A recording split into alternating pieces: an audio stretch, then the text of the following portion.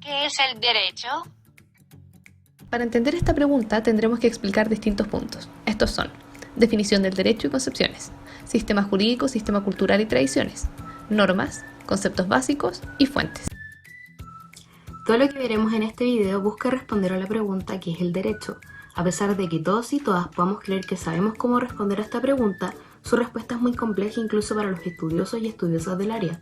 La palabra derecho es ambigua, se puede entender de distintas maneras. De manera objetiva la entendemos como un sistema ordenado de normas. Acá encontramos elementos que generalmente relacionamos con el derecho, como las leyes, decretos, costumbres, etc. Pero cuando decimos tengo derecho a vestirme como quiera, no estamos viendo el derecho desde esta perspectiva. Cuando lo comprendemos como atribuciones o facultades que podemos tener, estamos ante el derecho subjetivo, es decir, la potestad de actuar de determinada manera o exigir un comportamiento de otros. Por otro lado, el estudio e investigación del derecho lo entendemos como ciencia jurídica, por ejemplo, los análisis que debe hacer un jurista en determinadas materias. Estas tres concepciones responden a distintos sentidos de la palabra a pesar de tener una relación muy cercana. Además, cuando escuchamos frases como "en este país existe derecho", automáticamente atribuimos esa característica a algo positivo, por lo que es importante mencionar que la palabra derecho en este contexto nos provoca una carga emotiva positiva. Esto quiere decir que es una palabra que expresa que algo es bueno. Es relevante saber que no todos entienden el derecho de la misma manera. Una de las grandes problemáticas en esto es la relación que existe entre derecho y moral. En el siguiente caso, una niña va en el auto con su madre cuando por la radio comentan el lanzamiento de una nueva ley. Todos los adultos mayores de 60 años deberán pagar un impuesto especial para ayudar a la mantención de la cobertura de salud pública, a lo que la madre reacciona catalogando esta ley de injusta. La niña sorprendida le pregunta, ¿cómo una ley puede considerarse injusta? La madre le explica que esto se puede responder desde distintos puntos de vista. Un naturalista podría decirnos que hay principios morales y de justicia universalmente válidos, y que por ende no es posible identificar un derecho sin la moral. A raíz de esto, en este caso podría catalogar la ley como injusta al pasar a guiar principios universales como por ejemplo la igualdad. En cambio, un positivista plantearía que el derecho no deja de ser tal por no incluir estos principios morales. Es decir, que desde esta perspectiva no sería relevante la clasificación de justa o injusta, ya que la ley sigue siendo ley, independiente de este criterio al no depender de una moral universal. Estas concepciones del derecho tampoco son tan rígidas en todos los casos. Dentro de ellas surgen subcorrientes o escuelas que son más o menos flexibles en distintas materias. Tiempo después del nacimiento de estas corrientes aparecen nuevas teorías muy importantes, como la teoría pura del derecho, que busca principalmente separar el derecho de toda otra ciencia para caracterizarlo.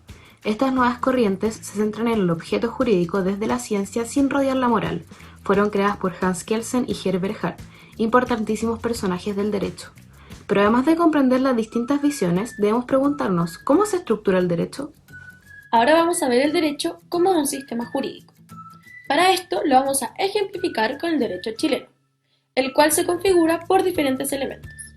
En primer lugar, este tiene un elemento estructural, que son las instituciones, organización y procedimiento de este que se diseñan para sus actividades. Es decir, la forma en que se realizan las audiencias judiciales, el funcionamiento de los órganos estatales vinculados con el derecho, como por ejemplo los tribunales, la forma en que se organizan y los procedimientos que determinan sus actividades. Por otra parte, el derecho tiene elementos sustantivos, que son las normas de nuestro orden jurídico, que regulan nuestra conducta en la sociedad, las cuales obedecemos y nos determinan qué conductas están prohibidas, permitidas o son obligatorias, o a veces establecen o determinan un hecho jurídico, como establecer qué es una ley.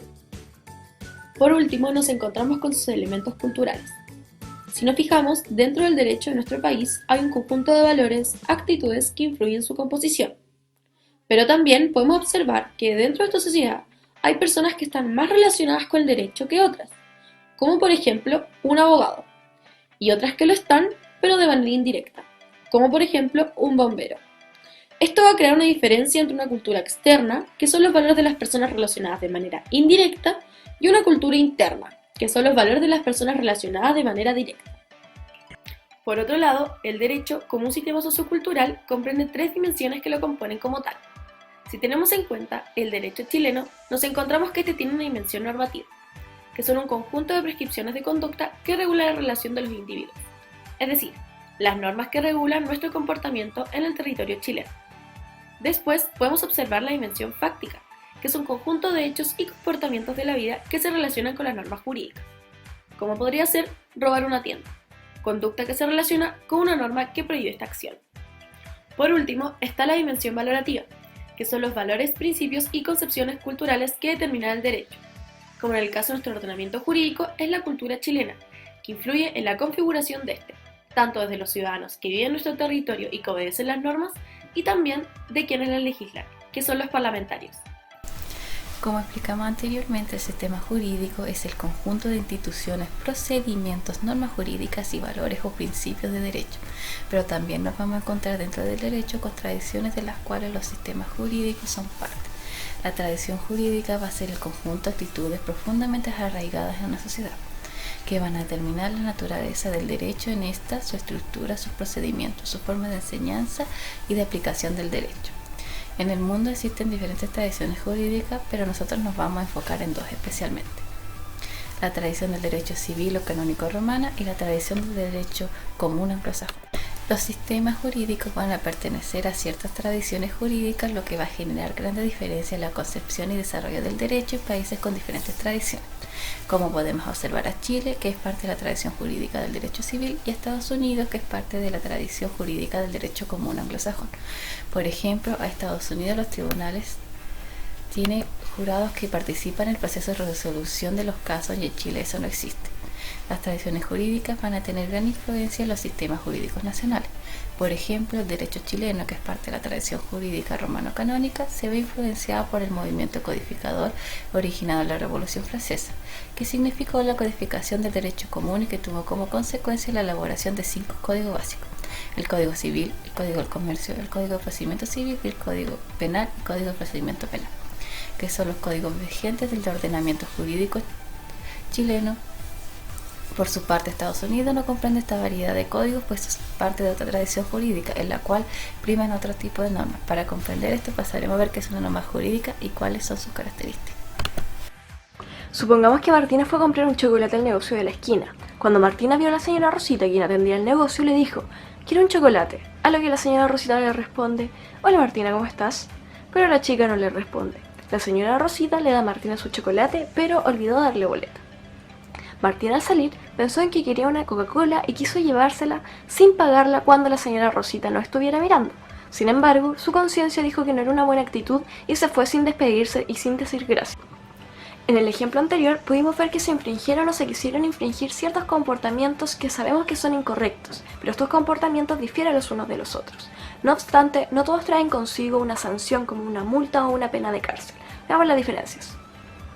Cuando Martina llegó, no dijo hola, ni tampoco respondió cuando la señora Rosita le preguntó cómo estaba. Se fue sin dar las gracias ni despedirse. Estamos en presencia de la infracción a una norma de trato social. Luego Martina quiso llevarse la Coca-Cola sin pagarla, pero pensó que estaba mal, aunque nadie la haya visto. Y para finalizar, la señora Rosita no le dio boleta por la compra y esto es una infracción a la ley, y lo sabemos. Pero ¿cómo la distinguimos de las otras normas? Según el filósofo finés Henrik von Wright, distinguimos estas normas de las otras por sus características, es decir: 1. Poseen carácter, que puede ser imperativo, prohibitivo, permisivo o dispositivo. Su contenido, en este caso la norma regula la conducta externa a pagar un impuesto por la compra. Su condición de aplicación, esto nos dice que la norma se da bajo ciertas circunstancias, en este caso sería el hecho de que hay una compra. El cuarto elemento es que tiene que ser emanada por una autoridad competente, es decir, alguien que esté facultado por ley. En este caso, el Estado es la autoridad. Luego tenemos el sujeto normativo, es decir, a quién va dirigida la norma. En sexto lugar tenemos la ocasión, que es la localización espacial o temporal cuando debe ser cumplida. Por ejemplo, no ingresar con animales al supermercado. En penúltimo lugar tenemos la promulgación de la norma, es decir, expresarla por medio de símbolos para que pueda ser conocida. Las normas son coercitivas, esto quiere decir que su incumplimiento requiere una sanción, y quien dictará tal sanción será el Estado, y este es el último elemento. En nuestro ejemplo podemos saber que si el Servicio de Impuestos Internos hubiera estado en ese momento ahí, hubiera tenido que multar a la señora Rosita por no cumplir la norma. A su vez, existen normas constitutivas que determinan y definen hechos y actos jurídicos, las cuales establecen las condiciones para su validez. Por ejemplo, definen cómo se hacen los contratos. A diferencia de las normas prescriptivas, la consecuencia jurídica no es la sanción como la multa a la señora Rosita, sino la nulidad, es decir, la invalidación del contenido establecido por la norma. Ahora que comprendimos lo que son las normas jurídicas y sus características, pasaremos a ver los conceptos básicos del derecho. Imagínense que Claudia, su hija Martina y su amiga Rosario van en un auto. Claudia es la dueña del auto y por mirar el celular, Claudia choca y le rompe el portón a una persona. Llega Carabineros, quienes le explican a Claudia que su actuar va a tener consecuencias, ya que lo que hizo es un delito. Esto es un acto antijurídico que está establecido en una norma como un acto prohibido, y que ante la ocurrencia de este se le aplica un castigo, específicamente una sanción que está prevista en la norma jurídica.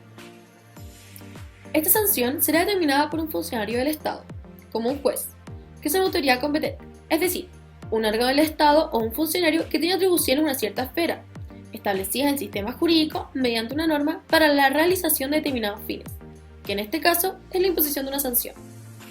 Esta se le aplicará a Claudia porque incumplió con su deber jurídico, que se hallaba subyacente en una norma jurídica, ya que esta norma establece que estaba prohibido romper el portón del vecino de manera deliberada. Por ende, Claudia tenía el deber jurídico de no romper el portón de este. Claudia va a tener que responder por su acción, debido a que posee capacidad jurídica, que es la aptitud legal determinada por el ordenamiento jurídico de poseer derechos y obligaciones, lo cual la hace responsable del acto cometido. Claudia tuvo la opción de no haber realizado este acto, y por lo mismo es susceptible de ser sancionada. El caso de nuestro ejemplo es de responsabilidad directa, ya que Claudia es quien llevó a cabo el acto y quien va a recibir una sanción. Ahora imaginémonos que Claudia no es la dueña del auto, sino que el auto era de la empresa en donde Claudia trabajaba. En esta situación, la empresa también podría responder por la ruptura del portón, ya que el auto con que se ocasionó el accidente era propiedad de la empresa. En este caso, tendríamos una responsabilidad indirecta. Aún faltan conceptos básicos para describir un ordenamiento jurídico. Para resolver esto, ahora cambiamos de escenario. Imaginémonos que Martina, Rosario y Claudia van al cine. Sería normal entrar a la película sin palomitas, así que Claudia va a la confitería a comprarlas. Esta será una relación jurídica, ya que al ser un contrato de compraventa se vuelve una situación que puede ser tutelada o regulada por el derecho. Hay varios elementos que caracterizan de jurídica esta relación para que no sea una relación social cualquiera. ¿Cuáles son? Veamos. La vendedora y Claudia son lo que se conoce como sujetos de derecho, o sea, personas capaces de tener derechos y contraer obligaciones jurídicas. Específicamente, ambas son personas naturales, pero igual existen las personas jurídicas, y en este caso Cinemark, la cadena de cines, sería una de ellas. Hola, bienvenida a Cinemark. ¿Qué va a llevar? Hola, quiero el balde de palomitas dulces, por favor. Son 5.000 pesos. Lo que acaba de pasar se llama acto jurídico, una manifestación de voluntad de un sujeto que al realizarse trae consigo una consecuencia jurídica. De esta forma, ahora que Claudia pagó la comida, es el deber jurídico de la vendedora darle el balde de palomitas y Claudia está en su derecho de exigir este. Pero imaginémonos que la vendedora es antipática y le dice a Claudia: ¿Sabes qué? No te quiero dar el balde, me caíste mal. Ella le dirá: una lástima, amiga, pero tienes que dármelo igual, porque hay normas jurídicas positivas que me protegen de tu incumplimiento. Así que mejor dámelo o haré uso de mi capacidad de ejercicio, por la cual exigiré la disolución de este contrato de compraventa al juez respectivo, y este dictará una sentencia que te forzará a dármelo. Claudia todavía no está contenta, así que le dice a la vendedora: después de ver la película voy a demandar al cine. Y puede hacerlo, porque como dijimos antes, este era una persona jurídica. Martina llorando le confiesa a Claudia que se perdió con su rápida explicación. Le dice que volvió a mencionar la palabra norma, pero ella aún no entiende el modo en que se crean las normas. Su mamá le dice que se tranquilice y no sacamos nothing con ponernos nervios. Para que Martina entienda esto, Claudia le explicará las fuentes del derecho. Si nos preguntamos acerca de la definición del fuente del derecho, vamos a encontrarnos con ambigüedad en la definición de esta. Por un lado, se dice que la fuente del derecho es un acto normativo, vale decir, un conjunto de pasos que ejecutados correctamente tienen la propiedad de crear una norma jurídica válida y existente. Por otro lado, se dice que la fuente del derecho es un texto, documento o continente normativo que expresa la norma creada. Adicionalmente, se distinguen entre fuentes materiales y fuentes formales del derecho. Las fuentes materiales del derecho son todos estos factores económicos, sociales, políticos, científicos, morales, culturales, etc., que determinan o influyen la aparición y el contenido de dichas normas jurídicas. En cambio, las fuentes formales del derecho son las formas de manifestación de las normas jurídicas y los procedimientos de la creación de estas mismas. Pongamos esta materia dentro de un ejemplo. Imaginémonos que Claudia y su hija Rosario van a la plaza a pasear a su perro. En ese minuto, su hija Rosario se cuestionó si es que los perros tienen algún derecho que los ampare. Su mamá Claudia le responde que sí y le explica que la Ley de Tenencia Responsable de Mascotas y Animales de Compañía es una ley que establece una serie de obligaciones que una persona contrae cuando decide aceptar y mantener una mascota o animal de compañía. Esta ley dice que la persona que tenga una mascota deberá cumplir con una serie de deberes, como por ejemplo registrar o implementar un dispositivo electrónico. Ahí es cuando Rosario se cuestiona a quién se le ocurrió esta ley y por qué. Su mamá Claudia le explica que el perro Cholito es la fuente material que influye en la creación de esta ley, ya que la normativa surge en memoria de un perro del sector comercial de Patronato al que le fue propinada una golpiza que le causó la muerte a principios del año 2017. Luego de este ejemplo, podemos preguntarnos ¿qué es la ley? La ley es la declaración de la voluntad soberana que, manifestada en la forma prescrita de la Constitución, manda, prohíbe o permite. Para esto es de suma importancia entender cómo es que se promulga una ley. Estas 6 etapas son la iniciativa, la discusión, la aprobación, la sanción, la promulgación y la publicación. La iniciativa se inicia cuando se ingresa un proyecto de ley ante una de las 2 cámaras del Congreso hasta que el presidente de la Cámara de Origen da cuenta del mismo en la sesión de sala, admitiendo a tramitación. El proyecto se presenta a la Cámara de Diputados o al Senado. La cámara donde se presenta se denomina Cámara de Origen y la otra Cámara Revisora. La discusión. En esta etapa del procedimiento de ley se extiende desde la admisión a tramitación del proyecto de ley hasta su aprobación y rechazo por parte del Congreso, y tiene como finalidad permitir la discusión, análisis y el intercambio de opiniones dentro del proyecto. La aprobación, en cambio, en esta etapa corresponde a la votación del proyecto de una y otra cámara y por lo tanto su correcta resolución. En efecto, en esta etapa corresponde por igual a la aprobación o el rechazo del proyecto de ley. Para que un proyecto de ley sea aprobado por el Congreso, se requiere el voto favorable de ambas cámaras con el quórum necesario respectivo a cada tipo de ley. La sanción se entiende esta etapa como el acto por el cual el presidente de la República manifiesta en calidad de colegislador su conformidad con el proyecto de ley aprobado por el Congreso. La promulgación es el acto por el cual el presidente de la República deja constancia de la aprobación y sanción del proyecto de ley. Fijando su texto, lo firma y ordena cumplir. En esta etapa se fija el número de la ley. La publicación. Su modo de cumplimiento se encuentra regulado por normas de rango legal previstas en los artículos 6 y 7 del Código Civil. Conforme a esta última disposición, la publicación de la ley tiene lugar mediante su inserción en el así denominado Diario Oficial. Luego de su publicación en el Diario Oficial, la ley tendrá que ser respetada y obedecida por todos los individuos del país. No cualquier persona puede aprobar una ley y modificarla, puesto que es tarea principal del Poder Legislativo a través de la Cámara de Diputados y Senadores de la República.